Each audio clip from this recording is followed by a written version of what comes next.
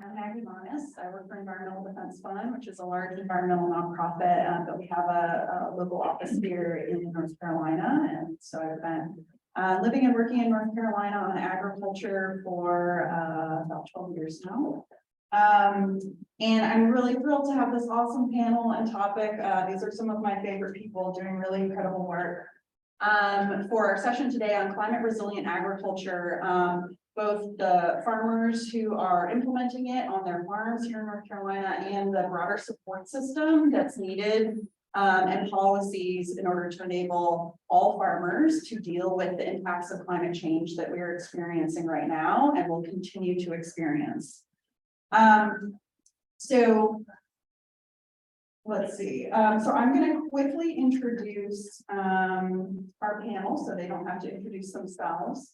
And then we're going to go to a video that grew out of a partnership with EDF and NCA&T Cooperative Extension. And these two farmers, just imagine Millard is here. He's still like socializing on.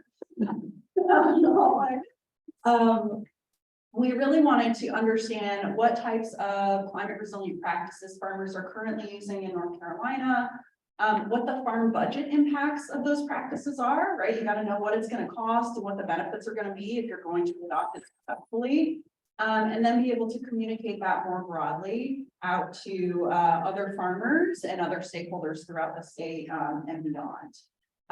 So we have those materials with us here today if you're interested. It includes a summary, it includes case studies of the 3 farms, and we've got 2 of the farmers here with us today. And it also includes a resource list for farmers and others who are interested in these topics, and a handout so that you can see some of the things that these farmers and Cooperative Extension finds useful in navigating the transition to more resilient practices. So in addition to the case study and the farm budget work that we did, we also had this awesome videography firm out of Charlotte, Band of Brothers, Lloyd Visuals, Blackwell firm do an amazing short film for us. So we're going to start by watching this 7-minute film. Then I'm going to pivot to our esteemed panel. We have Beverly Bowen of Blackwell's farm, and Millard Locklear will be here, New Ground Farm. So I'm going to talk with them a little bit about their experiences farming in the face of climate change and some of the policy work that they have been active in. Then we'll go to Mark Blevins from NCA&T Cooperative Extension, Kelly Crane from Farmer FoodShare, and Belton Moore from the Native American Agriculture Fund to talk about the various forms of support that are needed and that they are helping farmers as in a variety of ways, but also including helping them build resilience to climate change. So with that, please kick off the video. Thank you. To start revitalizing the farm, I've realized that I was up against quite a few challenges. So some of the big weather issues that we see here, where we are specifically, is periods of drought and then periods of excessive rainfall. So we really see those swings, and we're seeing them more and more as time is going on. We're also seeing high winds as something that has caused issues for our farm.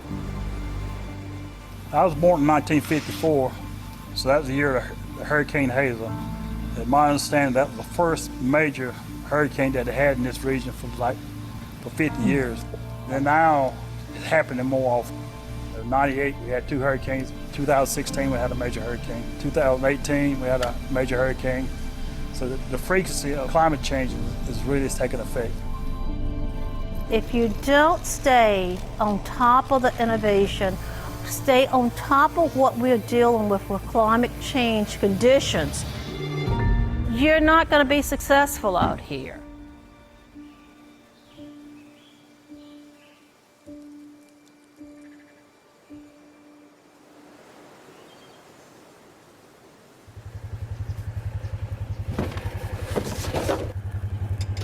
Okay, guys, we ready? The no-till process, cover crops, it was totally foreign language to me. Through the many different classes that was offered through Carolina Farm Stewardship, the support of Cooperative Extension at North Carolina A&T, I had to go through an educational process. In terms of climate resiliency practices, whether it's compost building, crop rotations, or cover cropping, our extension agent is always willing to answer the questions that we have, help us research, and help us come up with resources. We probably go to 3 to 4 different workshops a year.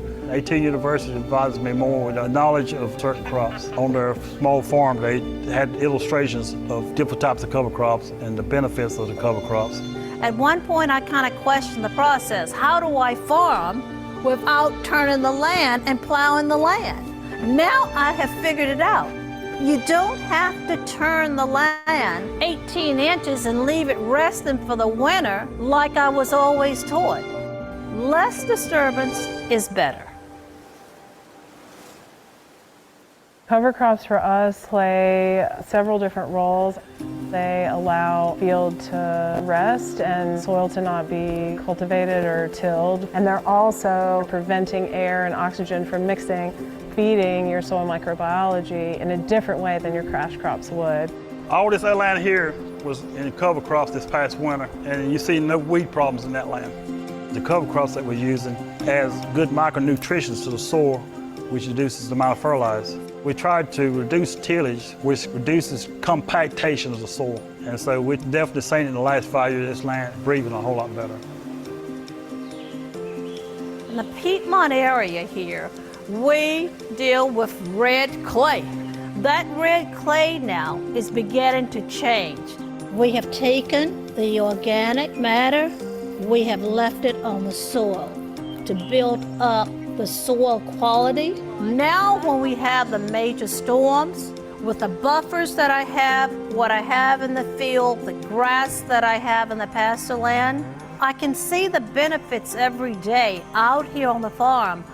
What we've seen over time is our soil really handle rainfall and drought so that the mountains and the valleys of our soil moisture have been reduced.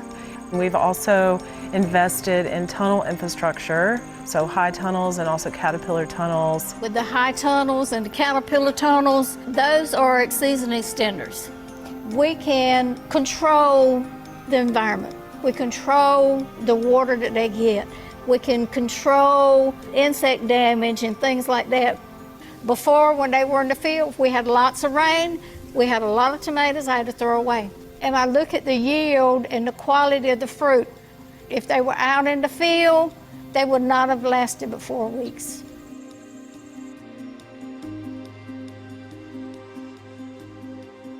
With the setup of the tunnel, we were really able to see increased yields pretty quickly. And then we were encouraged to grow crops that otherwise we wouldn't have grown in the field. Great. We were able to really explore those higher value crops that helped with our profitability overall as a farm. Across the board, there has been major savings. I can see where I've been able to cut back on fuel usage, cut back on the use of chemicals, cut back on the use of fertilizer. Less tillage is saving in fuel. The tractors ain't got to go out there but 2 to 3 times versus 14 to 15 times to a conventional farmer. And then the insect pressure is down probably 3/4. It reduces the amount of times that you have to spray.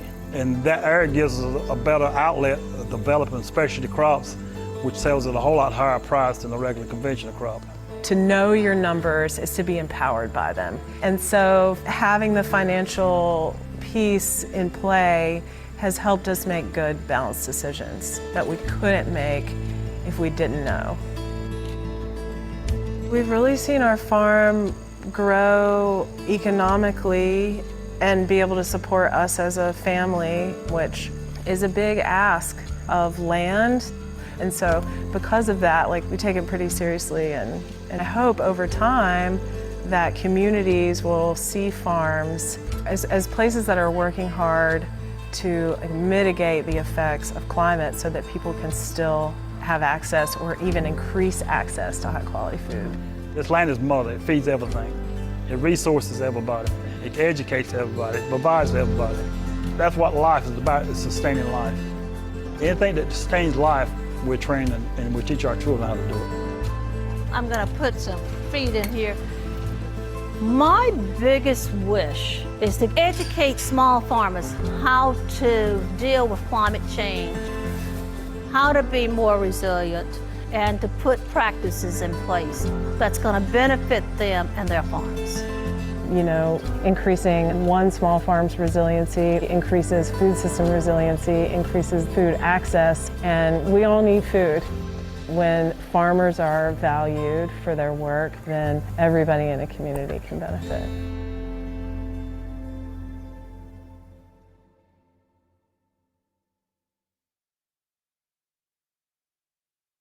Guys for showing that. And I noticed something different every time I watch that. And just beautiful work by the film company.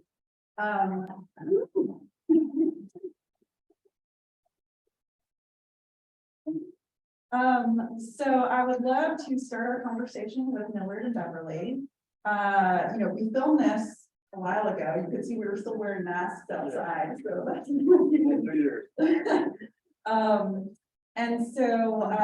Would you like to share any updates from your farm since the time of the film? And also, since this is a policy track, any government programs that you found particularly helpful or other policy work that you've been doing? Okay. Good morning, everyone. Glad to be here today. I've had a busy week out there on the farm. It's that time of the year. As far as policy work, as far as what we've done, this was done, the video team in 19, excuse me, sorry about that. This is my next generation farmer. Probably not about farm choice though.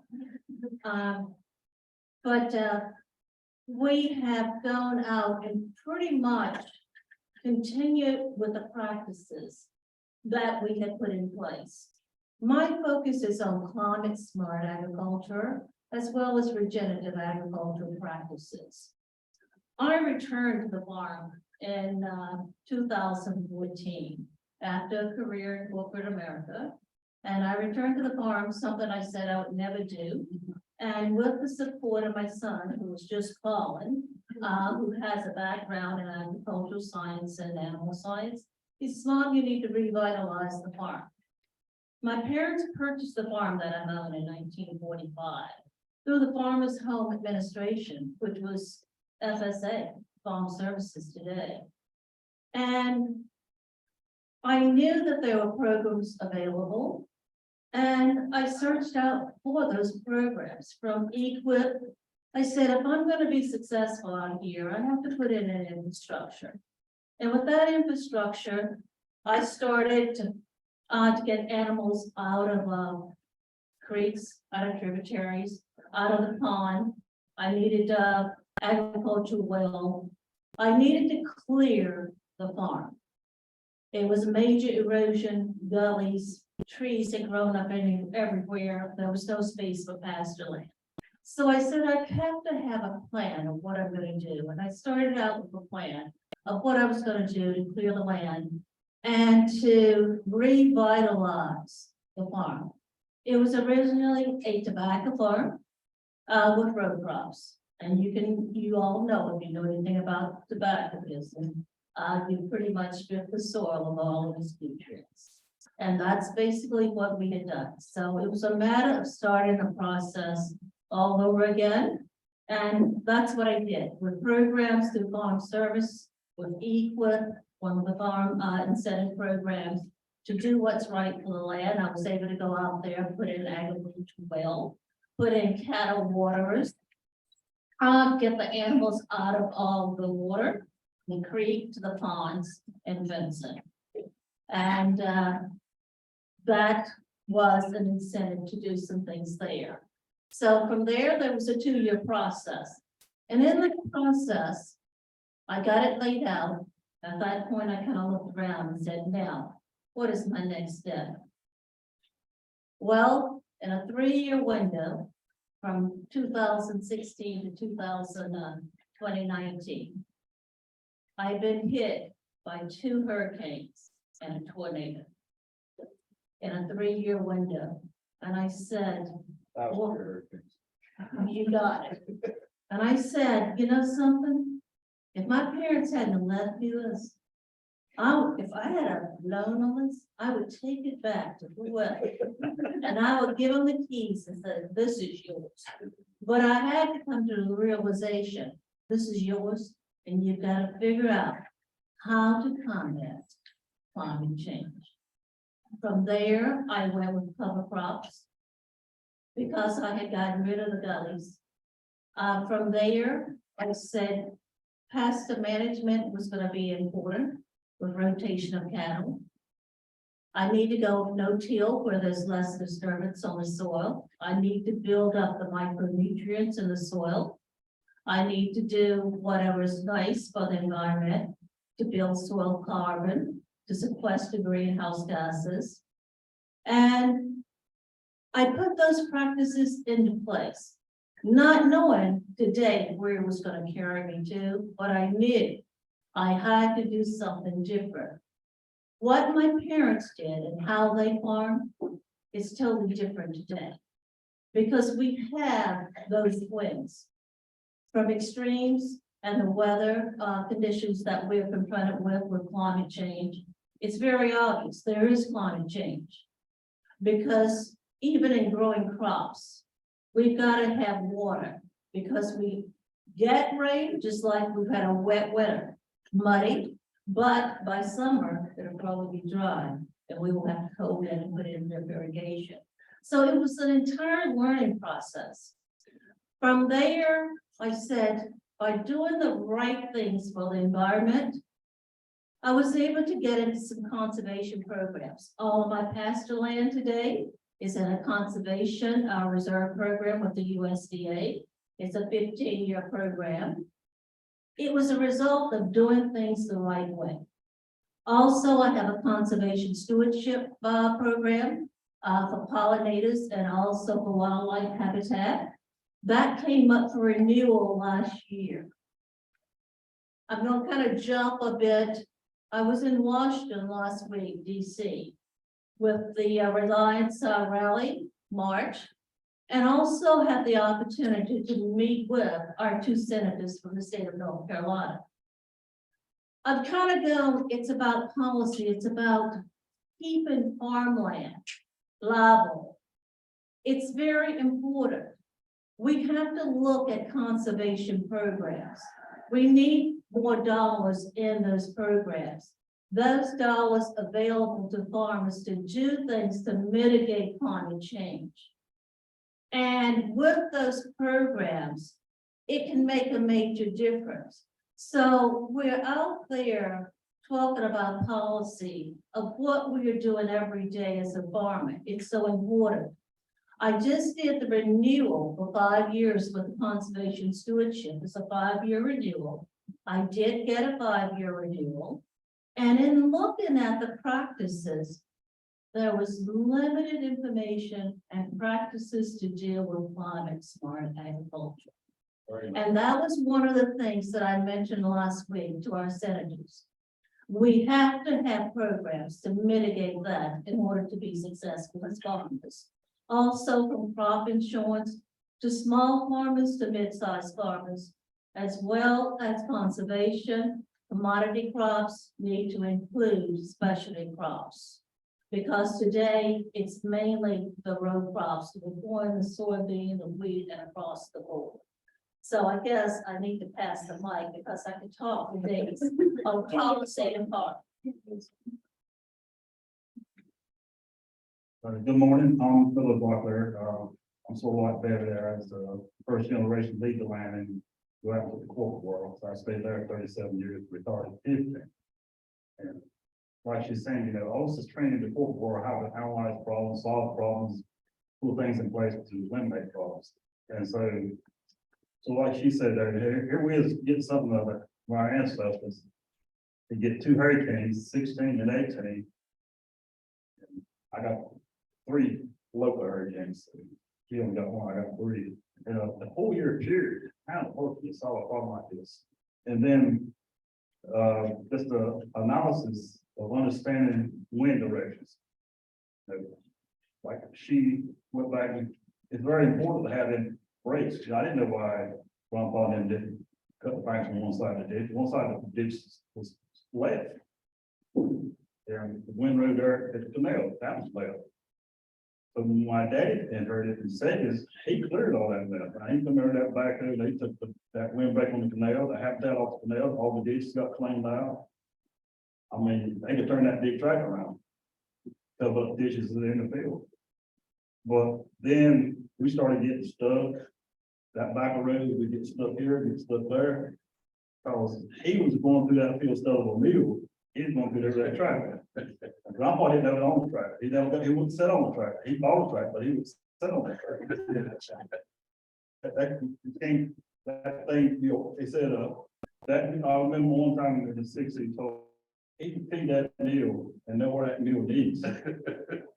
For years and years, he's got 20 years service that thing. And he said that track out there, he tried to crank it one time, it's back in 34, Mr. Cruz always could say, that was hand, it didn't have a start on that track, it was a hand start. You just wind it up like a clock and hope it didn't kick back and break the arm. He said, no, I never touched that thing again. So he never happened, he said he had a deal with people one time. But the steps that we eliminated, our ancestors farmed for millions of years. I say millions of years, we don't know the timeline. Some people say 3,000 or 4,000. Then they find something like million-year-old. So as long as the humans have habitat. So starting in the early 1900s, we started changing the way we farm, our ancestor farmed. And we eliminated forest farming. The previous indigenous people lived off the land, they didn't till a thing, didn't they? On our place, in my place, they streaks in the woods all over. Bunch of grapevines started, and a bunch of plums over here, bunch of blueberries here. So they just walk around the woods once. They didn't have to go plant anything. Me and her got rows of pretty blackberries, rows of fruit. And guess what this week? And things have gone there. I'm gonna have to go to the woods. The last 2 years, I'm gonna have to go to the woods and get in blueberries. I want blueberries, I'm gonna do a very fine for us. They're still there. They ain't even bloomed yet. And commercial blueberries is already bloomed. They're already dead. That 29 degrees that we had the last 2 nights in that wind chill, it took them out. We can't go there and blanket acres and acres. So what I done, was 16, I done what she said, I went into all these government programs. What would it take? Because the knowledge that we gained by going into corporate work, being some of the first people going in there for color, you had to really, the learning curve was steep. You had to really know what you were going for and how to go about doing it. So if you didn't prepare yourself, you couldn't go to the table. That was always told me from grandpa today. Knowledge is everything. You got to have the knowledge to be able to go to the table. You don't know how to go, you can't get the knowledge to go to the table, you can't go to it. So I got a picture of him in 1956, and I was looking forward to going there. I want to get Senator Tillis and Bud to take a picture with him on the steps of the Senate chamber. Picture that he took in 1956 on the American Long Beach Tribe Identification Act that they had. But I had a loss in my family, so I didn't travel with them. But the whole basis of just him, you just saying, thought that was then showed it Oklahoma, somewhere out west, for farm aid thing. They told us that. I said, hey, so y'all really doing this or is it fake? I said, no, we really doing it. You come look at it. And so they showed up at the farm and they showed up at Blevins and they did a thing on us. Next thing, oh, we want you to go to the farm aid and talk about it. I said, oh man. So that's how me and her got into all these different programs. But the thing about it is we gained a lot of knowledge. And like she said, USDA is very unusual to let us have a second round. One reason we have that second round because we actually know people and understand the benefit of it. Is how, so I wanted to farm up my grandpa and my great grandpa did. How can they raise a crop when there was no commercial fertilizer, didn't need a ton of nitrogen, and all these things? It's through crop planting and placement. Because we didn't have pastures back then. They had lots, they had cows and hog and goats. So I remember a young boy in the 50s, we would, I'm actually tagging my age, but we would, the milk cow got staked out. All the cows, horses, and animals got into this field. So I know which field, we just one side of the basin, you put in cows in that pasture, 3 strands of barbed wire, 1 strand of hot wire, and they're still trying to get out of it. But you put them out in that field, the old cornfield, 1 little strand of hot wire, you can't even see it yourself. They're staying in that pen. So they had food in there. They stay out there till they know the food. They get food in that field and move to another field. But the whole point, when you look at Virginia today, which is padlock them animals and let them stay in this little spot here, little spot there, because what they're doing, they're reprocessing stalks, corn, the grain, they eat up all the weeds and everything else. The chickens is out there digging in their waste, they're scattering their waste even more, then you move away. So it was amazing that they could run them cows, horses and stuff through the winter, through all the fields. Come spring, they plant. And I tried that on my farm last year. And then Dr. Beverly, I took 2 acres field. I said, man, I'm gonna do it, see if I can do it. I use, since I'm hardly yet certified, that the models like have heart attacks, they see a cow or a hog standing there. And so I had to go reverse and go into cover crop. Very the same. So I put this cover crops out there. I planted acres this past year. I had 8.5 acres. I saw all over there. Them acres was outstanding. I mean, I picked 14 bushes one once. Now I'm gonna get this about half of you, but I ain't got the strength to do it. Because it took 8 hours. And I just. So that would be something. They were going like crazy. I said, maybe they'll last 2 or 3 weeks, and it feels like, well, I ain't gonna give no water, I ain't gonna give no cover. So that started in June. I had a Labor Day weekend, when I looked, I said, we ain't going to the beach. I said, no, I'm still thinking of it. November, the thing finally peaked. I said, Lord, have mercy, I'm glad we're getting a profit. But it was amazing. I had all the input I had. I went to there, fell more the cover crop, went out over the bed, made a ridge, roots everywhere, waited a week, come in there with that 1934 cold planter, which still uses. And I took cotton seed plate, which is a space of open seed, 18 inches. But back when they planted cotton in that machine, they want to keep the weights the same. But back then, you know, they hand picked that cotton seed out of that little cotton bowl. So they didn't want to waste that seed. So there was a plate in that machine with space of 18 inches. I planted a whole field, 18 inch space. So I didn't have to chop no seeds. No, so I believe I applied it one time, but so there's 4 trips across that field. And I just forgot how many acres I was doing because I got so busy doing the crop, but it's amazing the amount of yield I got out of that field by not having no fossil fuel for it. And the whole, I told her I wasn't going to do it. Because you know, if you go there and look at Virginia and say, well, about midway through the crop, you plant another crop, go walk through there and do the hand seeder and whirly bird, a cover crop in there while I still produce indoor planting.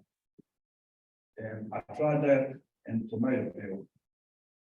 And again, USDA don't recognize our Virginia price because in their eyesight, I got to put a crop in, I had to September before November. Well, we're still harvesting crops. And I ain't got, even though I did get, like she said, we got to redo. Well, I probably collected 2 to 3 years out of the 5 years of the previous contract. Because I know the man told me the other day, said, man, you got to have some cover crop in by June for last year. So I thought I had it in. Because I learned through all these techniques how to farm 365 days a year. None of us can eat 365 days, so we got to figure out how we can farm 365 days. And that's the knowledge that then you'll be able to feed yourself for 365 days. And then we'll see the variations in our food cycle. And it's just amazing that, you know, I was telling them over there, people are surprised at the techniques that we have, knowledge we gain through Virginia, because the house that, the greenhouse that I raised tomatoes in last year, you see Connie Wolf put her in bags. About the house that she was in, with white bags and price and everything. And we put them things in September. I said, well, maybe the possibility about November, December, maybe we might order to pick them on tomatoes. But we wanted to prove to ourselves that we could grow tomatoes one winter. And Christmas come, hard frost come, and all you got to do is close them houses up. The geothermal balance of that soil, that black plastic on the ground. Mr. Cruz, I didn't see that temperature go below 42 degrees in that house. You know, it was hard freezing outside. It was snowing. Well, the only time we got snow last year inside the house. But it was amazing. That soil was breathing. And that soil was still taking in water. You can wet that house in the morning time, and we picked, we were wet, I mean, just soak the ground. But the geothermal, understanding the geothermal mass of the soil relation from water to soil is amazing. And there were no fossil fuels in them houses. And come the fall and spring, about March today, we're on carter tomatoes, this thing has been doing 9 months, let's take them out. So yeah, that crop of tomatoes stayed in 9 months. I think we done, just to see the data, that you see that 9,000 is only 2 months. So it's amazing if you put all these practices, like we call them climate practice, climate resilience practice, and understand how to farm as a business, not as a hobby. Because, again, you go there talking about, soil, water absorption, soil erosion, these swells and all these other, I didn't know what a swell was, or the ditch. They thought, oh, it's a ditch. I said, oh, okay, I don't understand what a ditch is, but I understand what a swell is. But then again, a swell is different from a ditch. Her swells flow down, make the water creep. For them canals and everything, we got that 16 inches of rain, the hurricane. I put swells in that ditch before, because I went down to the little field and I spent 3 days trying to bring that soil back up that hill. Everything, I understand the points, but then never run your roads the way the water flows. So when 18 come, the roads was going the opposite way, and I didn't have a field of land sheet. I had crops in that field, but then come to September. And it's just amazing for running the roads the opposite way the water flows. That water was just, it didn't wash out. It never did get the speed to damage anything. And she sees the same thing. She didn't have it more than they fit it up. I don't have no, now my ditch is just as clean for it is ever. I don't have erosion. So the knowledge that you gain from these practices is worth learning. And it was amazing. I met her here at Farm Aid and with a bunch of old people there. I didn't know exactly what was going on. So I had to stay with the Nelson performance because that was 11:30 at night. I already passed my 35. I mean, I got out there. Didn't want to stay late. Well, I saw you there. I was there late. Yeah, I didn't want to call. I said, man, oh God, and I didn't drive 2.5 hours to friends with you. Millard, want to make sure we get.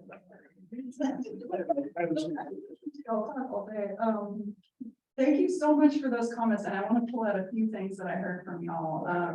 One, this just constant process of learning and unlearning and learning again and unlearning again, really exemplified by your farms. A part of that, and I've heard this in other places too, these huge hurricanes that we had, I've heard other folks in that have been in other states actually that have been hit by big storms, calling them like life-changing and career-changing storms. And I think a lot of us are, focused on climate resilience in a way, of course we've had hurricanes before, but after that succession of hurricanes, really flipped a switch for a lot of people in the way that they think about what they do, whatever it is, their role that they do. And, so many people are on a slightly different trajectory after that time. And I love your story, Beverly, about you, buckled down and, decided to invest in figuring out how to be it. Another thing I heard was with the government programs, both helping and hindering in different ways. And we'll go to Mark next, and I think Mark can help talk about how to navigate some of those challenges. And then last, I just want to touch on your point, Beverly and Millard, about the money for climate smart agriculture. You're 100% right. There's never been very much investment in agricultural conservation from a climate angle until now. Basically with this administration, both what USDA is doing through like the Climate Smart Commodities programs and through the Inflation Reduction Act money that's going to come through, we're just seeing, orders of magnitude more investment in agricultural conservation from a climate perspective, which is incredible, life-changing opportunity, and is going to come with its own set of challenges. So I'm going to hand it now to Mark and bring in Mark, Kelly, and Duncan, and then we're going to make sure we've got time for audience questions and to bring everybody into the conversation together. So, Mark, I was hoping you could talk about the kinds of policies and programs farmers should look to for support and people as they think about building climate resilience. Thanks. I've been in cooperative extension for 20 years, now 20 plus years, and seen a whole lot of stuff. I've been in different parts of North Carolina. I grew up in Sampson County. And no, okay. I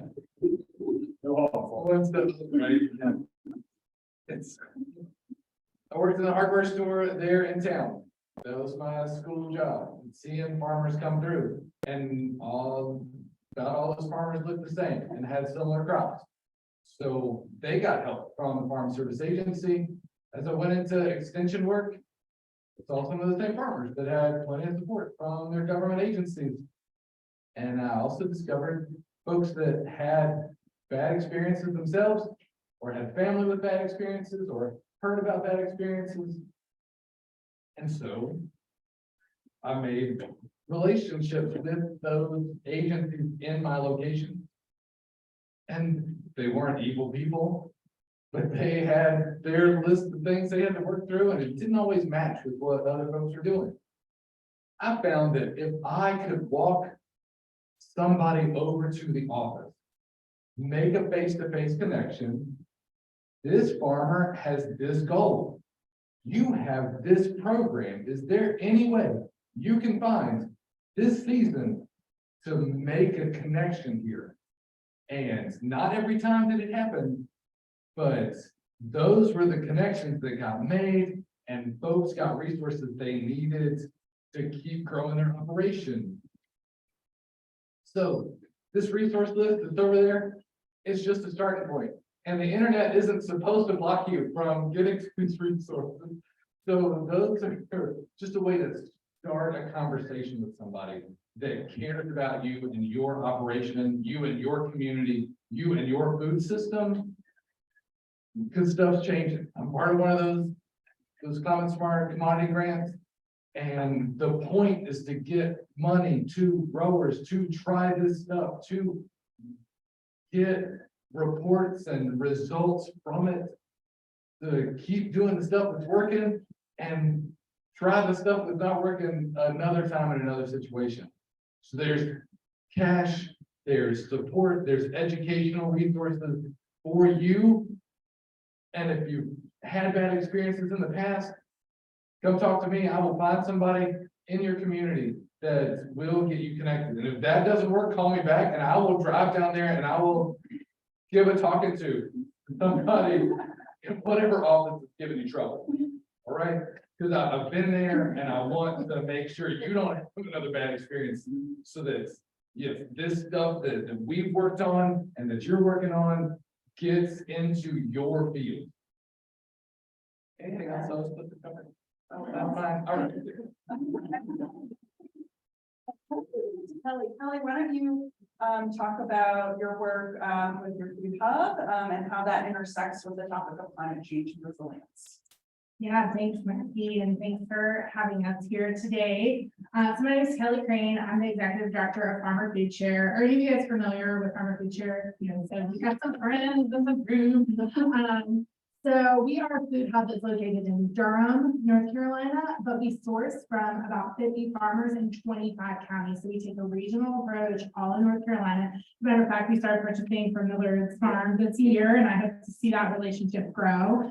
As you guys know, the food system is really complicated. The food value chain has a lot of different points where it impacts the climate. And so one of those important points is on the farm, in the field with production practices, but also transportation, logistics, infrastructure, the like distance that food travels, all of these things also have climate impact. And so as a local food hub, we have short supply chains, we have short periods of time that food sits in our coolers, we really turn it and burn it. By the time food ends up on people's plates, it's only been out of the field for a couple of days, rather than being transported across the globe sometimes, right? And so we feel that having these short, localized, robust, less centralized value chains for food aggregation and distribution is equally important as the production practices that happen in the field. We don't get to climate solutions without addressing every point of that value chain, right? So, and we are taking steps right now to grow our portfolio with more sustainably produced food as well. So, but we really focus on the like kind of location that we're sourcing from the source. So another thing to know about our food hub is that about half of the food that we aggregate ends up in the emergency food system on the place of people experiencing food insecurity. And so those local food hubs are embedded in your community. We have accountability back to our community impact in ways that these like global national corporations don't. And so from that intersectional standpoint, it's important to consider that as well. And so this year we've gotten more involved in advocacy than we really have in the past. So we're a part of the North Carolina, Jalen, get me, make sure I'm getting this right. The North Carolina Sustainable Food Advocacy Coalition. So in that way, it's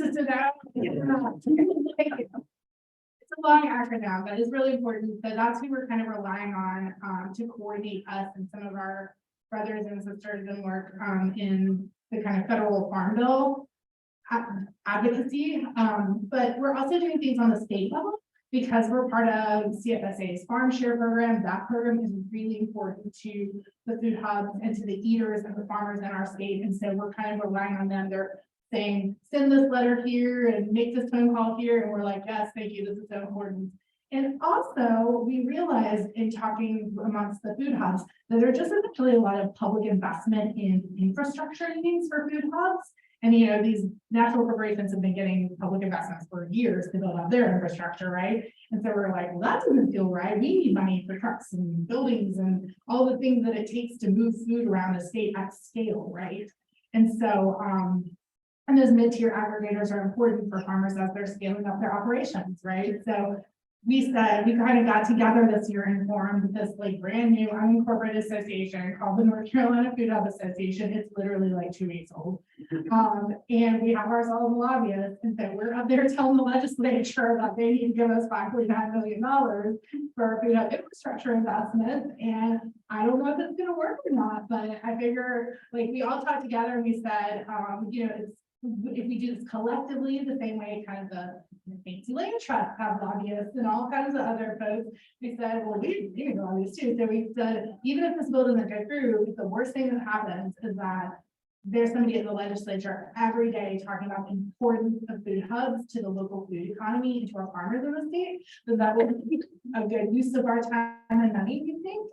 And CFSA has been kind of also taking a benevolent approach to kind of helping with that too. And a bunch of other partners are kind of helping with that work. But we're hoping that that budget ask will go through, if not this year, then another year. And we're just like, you know, it's time for the state to start making this kind of investment too. So yeah, that's the kind of work we're engaged in. And that's why we feel like that's important to climate resiliency. And it's part of that value chain that we're all working toward. Go ahead and hand it to Belton. Belton, please describe NAP's role in this ecosystem and how you're working with farmers on, you know, climate and other related issues. Yeah, thanks for having me. It's good to be here in Rocky Mount. I'm Belton Moore. I work with the Native American Agriculture Fund. But I'm from North Carolina, right down the road from Mr. Millard. So it's pretty good to see him here today. Sorry, can you hear me now? I couldn't hear what you said. Okay, I'll start over. So I'm from here in North Carolina, Robertson County, right down the road from Mr. Millard. I also grew up on a farm and I'm a member of the Lumbee tribe. So before this, I worked with state government, spent a lot of time here in Rocky Mount. It's good to be back. But NAP is the Native American Agriculture Fund. We're a private charitable trust created out of the Keeps Eagle Bill settlement. So if anybody familiar with Keeps Eagle, Bigford, Garcia Love.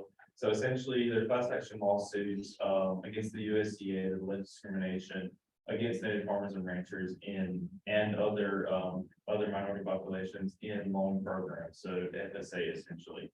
So my family, we're actually claimants in that settlement.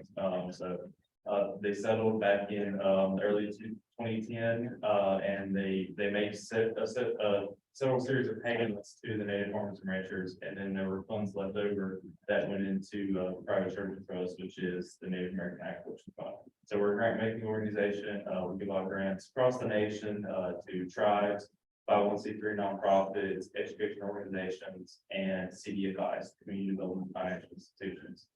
So our role is to help increase access to capital for native farmers and ranchers specifically. It's a really narrow mission, and we're really dedicated to it. Our trust agreement is for 20 years. So we're in our 5th year now. We've spent on all the funds, about 260 million within those 20 years. So we're working really hard to do that. It's an awesome job to have. But thinking about access to capital, obviously credit is one of the major forms of capital for our native farmers and ranchers, all farmers and ranchers. So there's a lot of risk in ag inherently. You know, when you talk to an ag lender, that's top of mind risk. Then you add in tribal communities. There's a lot of perceived risk in tribal communities. Well, lots of tribal communities are credit deserts. They have no access to even consumer loans, let alone ag loans. And then you add in climate change, and it becomes a really challenging situation for everybody.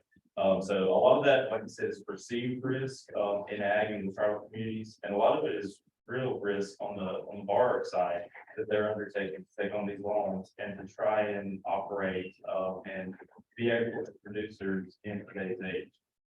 So tribal producers are at the forefront of climate change, whether it's here in North Carolina or Louisiana with the United Home Nation, the Gulf Coast, or the China River Lakota tribe out in the Great Plains in South Dakota. They're on the forefront. They're seeing the droughts, the hurricanes, the tornadoes, things that our people have not seen up until now. And, you know, we've had our ways of dealing with it in the past, but things have changed. So we need to be able to move forward and come up with better ways to address these challenges.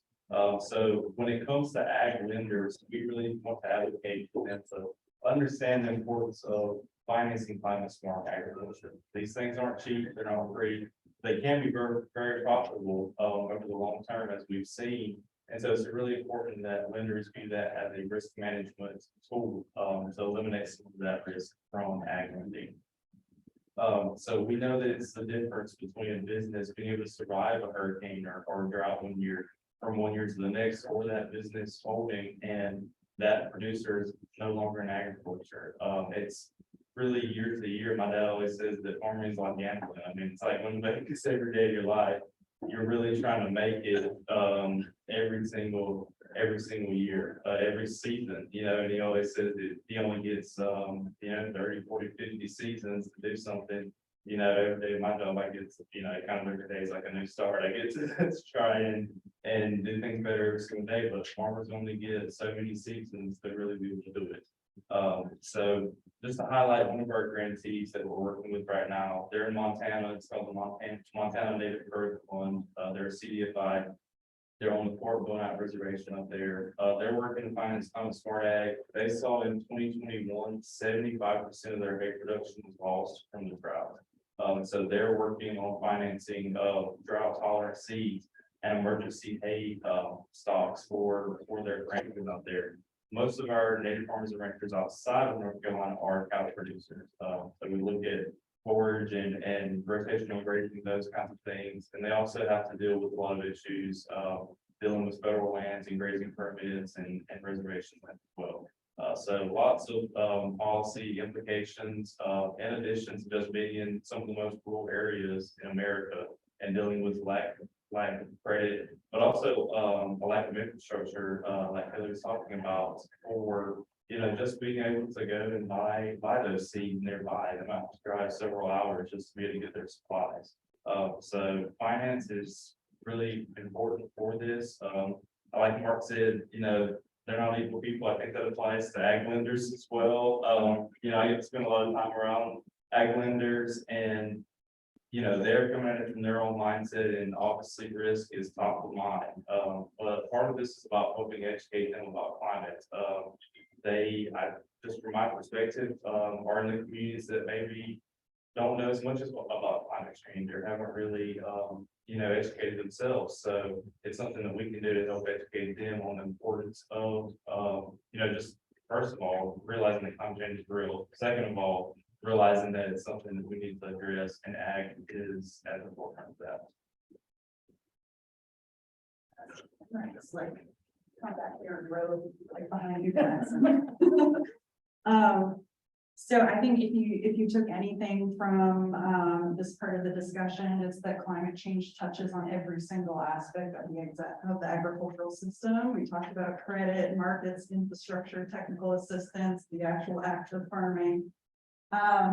So I wanted to check if anybody has questions. If not, I have other prepared questions. Yes.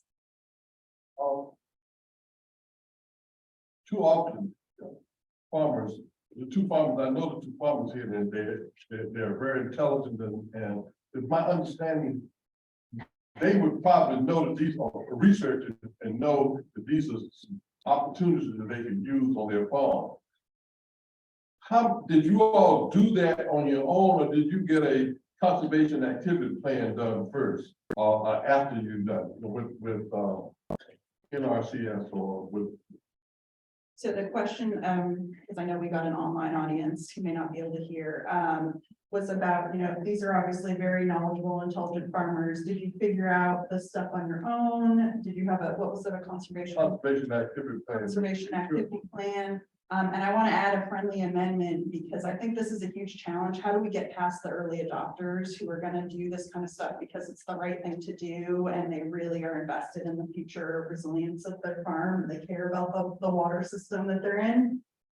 What other advice do you have to other farmers who might not be thinking about it in the same way that you do? How can they get started?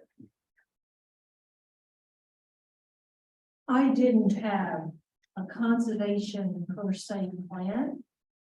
I pretty much looked at the farm and said, what do I need to do?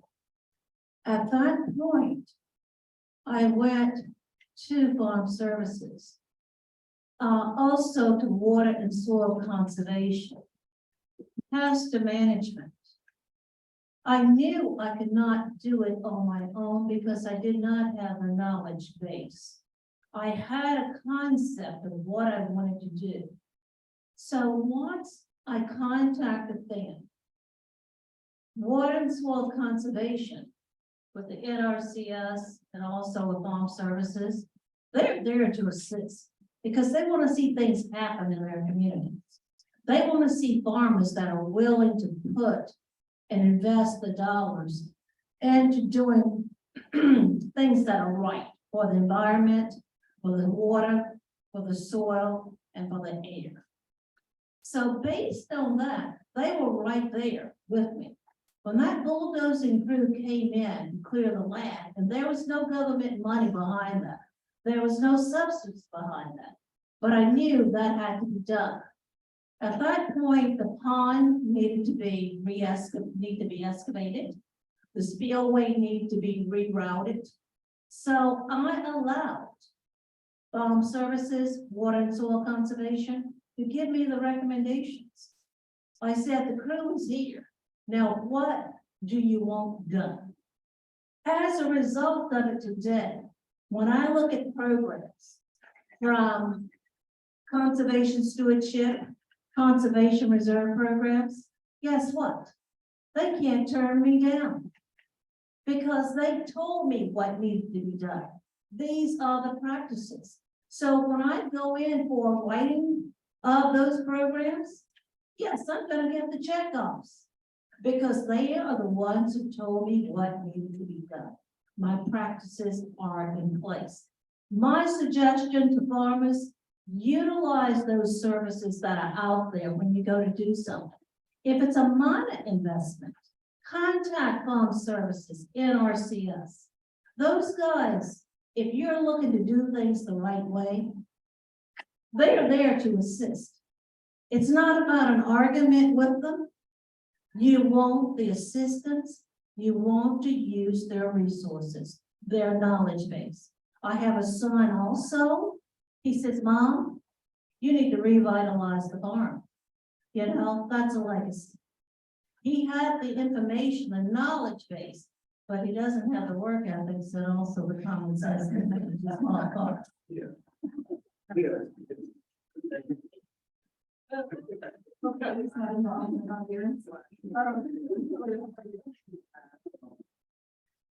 Well, when I started, it was like, when I was looking to retire, my evaluation first thing was telling me, I asked what your future guideline was. I said, I don't want to have to be a farmer. They looked at it and said, man, you already done it all your life. So, well, I really ain't looking at it as a business aspect. So I, went to AT University and, they also have to have a small farming program, which Dr. Barber's still running, he run it back then, still running.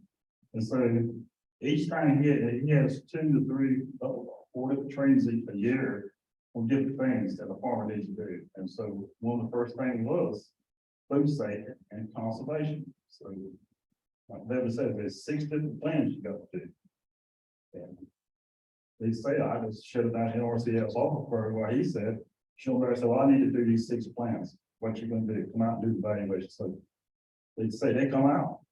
I took recommendations in my pollinated gardens or soil water drainage recommendations. They weren't much money there. Then again, if I would not run the banks of that canal up like they recommended, I would have lost 11 acre field to erosion. I mean, that canal would have flooded into that field. So I was on the hurricane, I went down and looked at it. That water was been in a foot on top of that canal. And so that was taking water like 11 miles above me coming down to that canal 30 foot wide. I would have got all that water in my field. But what I done, I got a pallet of sandbags. They get this pallet of sandbags, the surface drains, when a hurricane comes, throw them sandbags in the mouth of that drainage pipe. And the water can't come back home. So then 2 times we got that 500,000 year hurricane. I've done that, and I have no water leaving mail come on my land. That's just a basic conservation plan. Also, the land is able to hold that water. You want that water down your aquifer, and that helps our irrigation systems out. That's what I do. What about the forms? Are the forms easy to fill out? Yes, I mean, man, that's just yes and no. What do you think you need? They actually, they look at the 100-year-old floodplain map and said, oh, this land here needs to be above 134 feet. And I think that's what they said in our county, is 134 feet, be above a 500-year-old, 1,000-year floodplain. So you need to make certain elevation changes on the land. Or change, like she said, change the flow of that drainage, so that's going back the wrong way. The forms is easy, and like I say, they're going to give us a little bit of money. And I did beat on, like she said, when we got to talk to Tillis and Bill Sapp and all these other guys. And he asked how I like this insurance program. I said, well, you know, NAP stands for not a penny. We had told the truth. Because we give them $18 acre, something like that for a cover crop conservation thing. Well, man, her notice it costs us $20 acre just to try to crack across. So he said, he didn't pay for the trade, much less the seeds and everything. Seeds and other. Yeah, so I told him that he looked at it, wouldn't look at it that way. I said, yeah, but it's very important that you pay for everything. I said, that machine that I'm using is $25,000. So you need to make a bill payment on that machine. So there's always a cost there. And that's the hurdle me and her is trying to get over. Pay the upfront cost, with the benefits down the road. Where now, her pasture system, she just goes open gates. And cows goes one like that. And they heard that bucket and that trough, and you ain't got to kind of dogs or anything. Get trained fast. And that's the same thing in my soil. Yeah, we have a wet winter. I really ain't seen it on the farm, but the land is absorbing that water. They got other questions.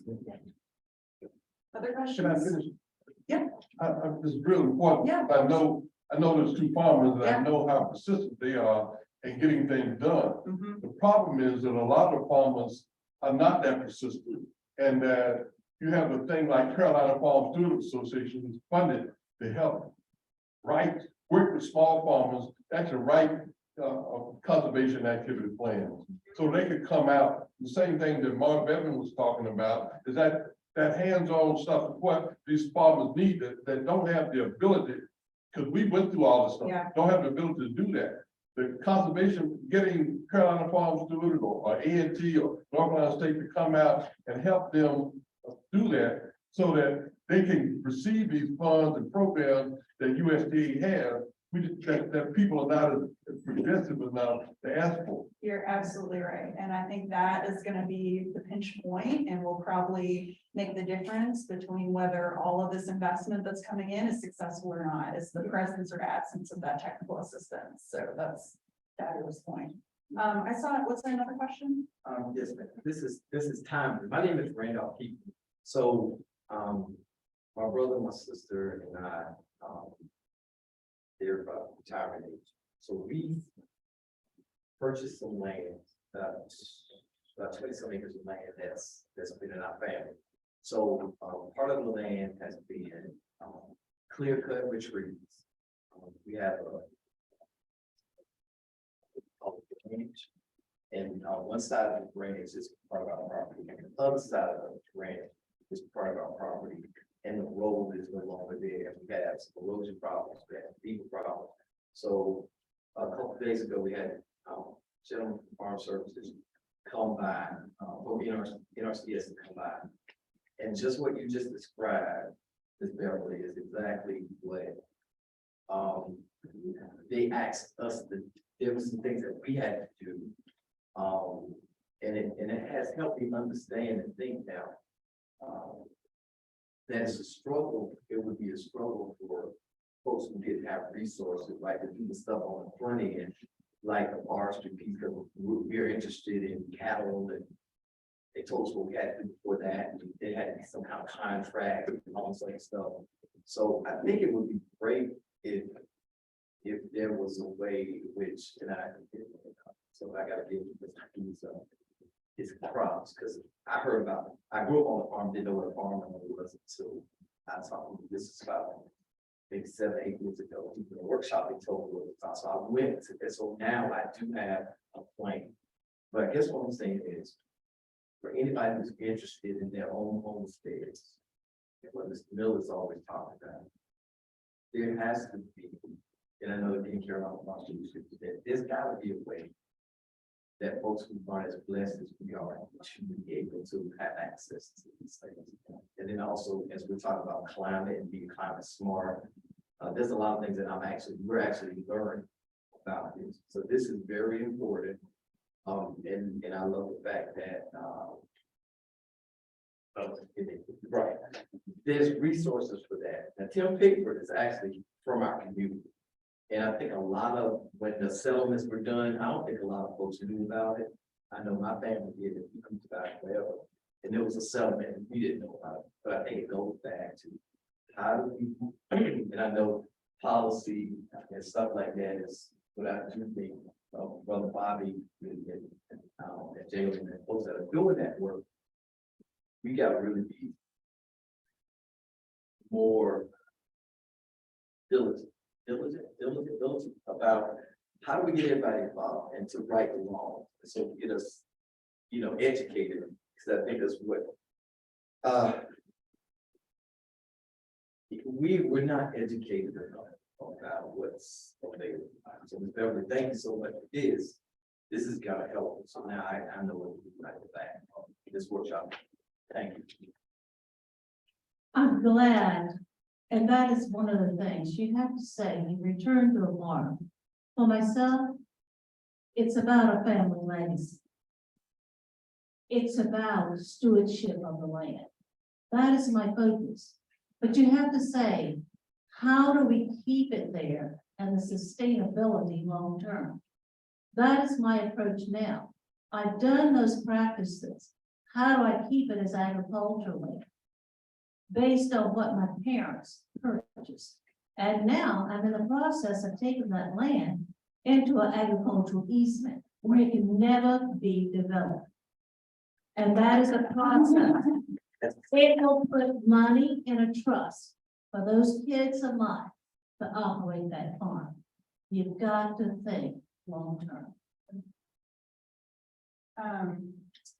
I want to get Mark in on this conversation about technical assistance, but I also want to know kind of another aspect of this as it relates to climate is that a lot of times those technical assistance providers also are negatively impacted by the extreme weather events that we had. So, after those hurricanes, a lot of our soil and water district folks in every county were, having to do like debris cleanup and documentation and all that work that then, backlogs their capacity, so they can't be helping the farmers do the proactive climate resilient practices. So there are a lot of dimensions of this technical assistance issue. Mark, do you want to add anything?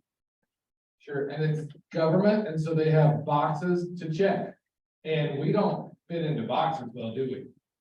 They're not on your farm, not in your personhood, not in whatever. There's boxes we don't fit in. So you just find creative ways to keep that conversation going. Because to get your CAP with the CRP and the EQIP and the NRCS and the soil and water, there was a lot of letters, but only like 2 words in all of those things. And Millard said the form's easy. There's people that say the form's terribly difficult. And do I check yes or no on this? And it's hard to figure that out sometimes, especially first time through, second time through, second time after getting rejected. It's not easy. And the folks doing it are trying to do their job, and it's a government job. And they got to tell the government people that they've checked this many boxes this week, this month. So since we don't fit in the boxes, keep the conversation going, find somebody that's done it well, that's nearby you, that has a similar soil type or a similar farm operation, and go with them. See if they'll let you see the form they filled out. If they got some money, and then your farm is a little more sustainable. And then these things that you want to do on your farm may be really great and resilient practices for you, but they're not on the government list yet. But the government list probably has some stuff that could still work. So give that a shot and then free up some capital to do the thing you want to do. That was what I was. Share something. I just want to share that there's also opportunities advocacy wise that like these forms shouldn't be so difficult. Farm insurance should be accessible to people who are growing diversified crops. Like the paperwork is extreme in lots of cases, but like there's opportunity for advocacy around that. There was like a big paperwork reduction act that went through Congress, and that's the reason.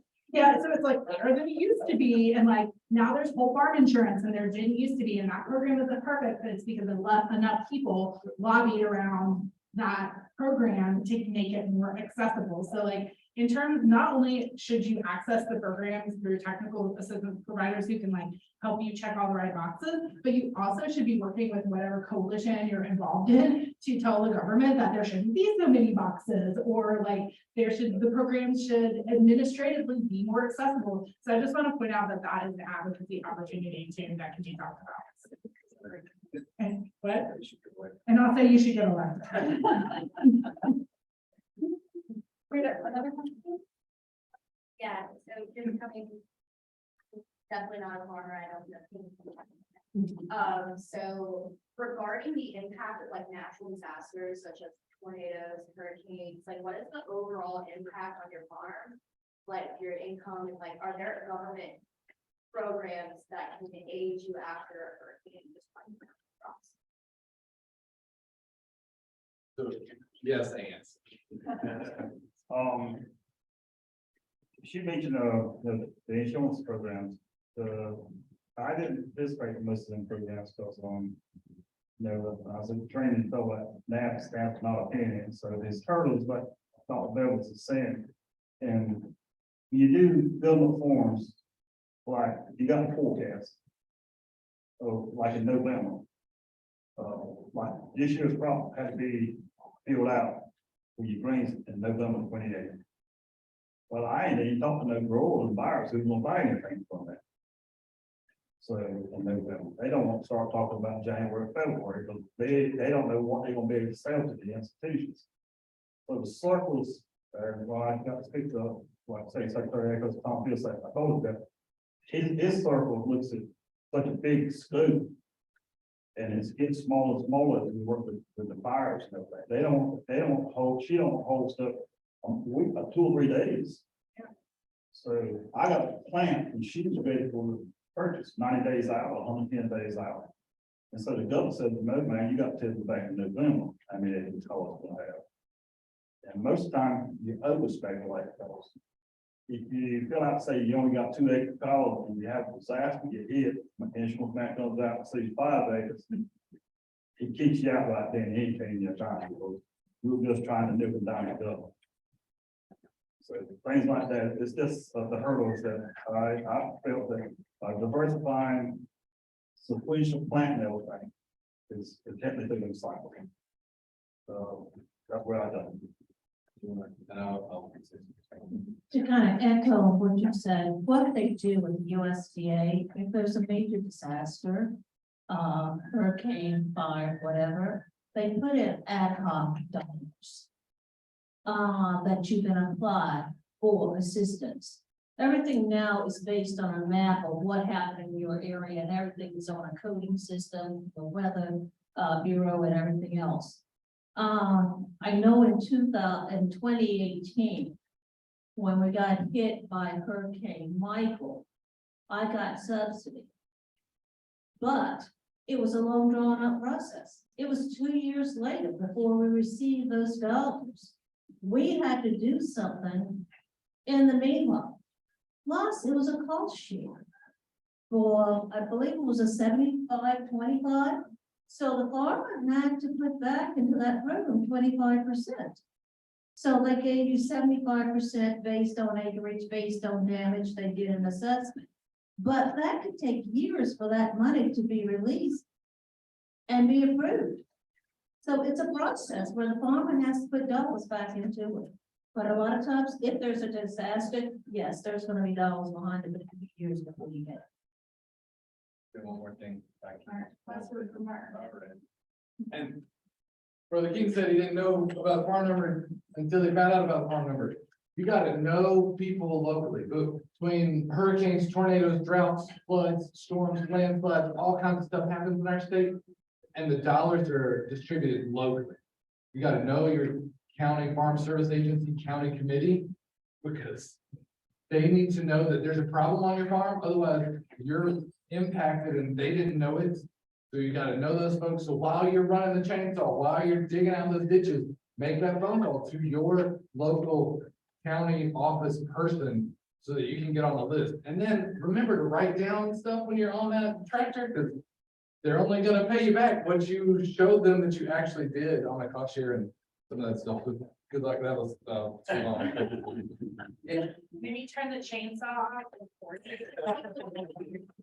That's the safety suggestion. Let's thank our awesome panel today.